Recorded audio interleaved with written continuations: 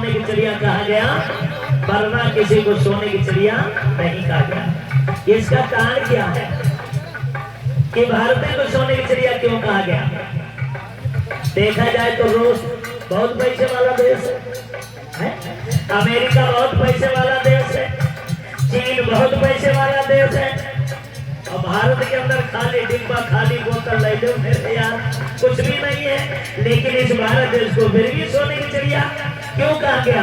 क्योंकि इसे सोने की चिड़िया इसलिए कहा गया कि इस देश के अंदर बुद्ध जैसे महापुरुष का जन्म हुआ, इस देश के अंदर बाबा साहब के जैसे महापुरुषों का जन्म हुआ।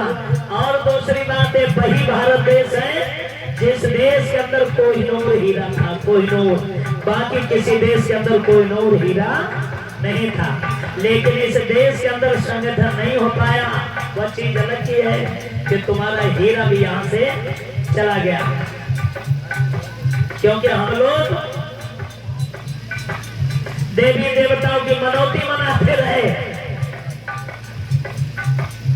नादिर सा आया, कोहिनूर हीरा लेके चला गया, हम ढपढोलक बजाते रह गए, चिल्लाते रह गए, लेकिन नहीं बचा पाए। क्यों? उसका कारण क्या रहा?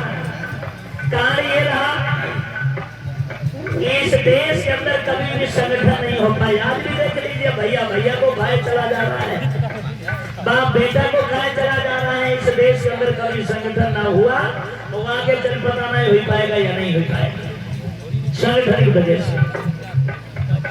और जरा सी कमी देश को बर्बाद कर देती है।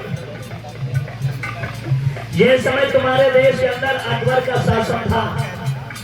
अकबर का जो मंत्री था बीरबल, जो जाति का ब्राह्मण था। अकबर बीरबल की कहानी आप लोगों ने सुनी होगी।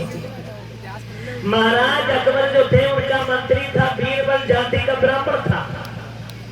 अकबर की कई पत्नियां ऐसी थी, अकबर की कई पत्नियां ऐसी थी जो हिंदू थी।